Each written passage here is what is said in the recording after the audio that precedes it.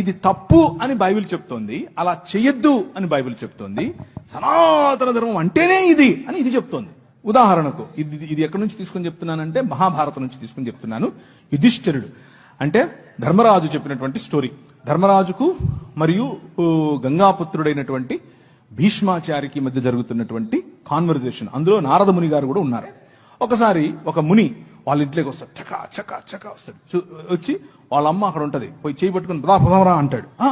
ఏంటి ఏంటి ఏంటి ఏంటి ఏంటి అయిపోతుంది నానా, ఆయన ఆపు అంటే ఆపకూడదు నాయన అన్నాడు. ఏంటి నానా, మా అమ్మని తీసుకెళ్లిపోతున్నాడు ఆయన అని అంటే, ఇథ ధర్మ సనాతన అన్నాడు.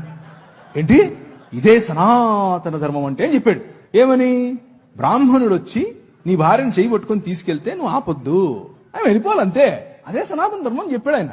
ఇది నేను చెప్పట్లేదు, ప్రవీణ్ చెప్పట్లేదు, భీష్మాచార్యుడు, యుధిష్ఠిరుడు మరియు నారదుడు ముగ్గురు చెప్తున్నారు.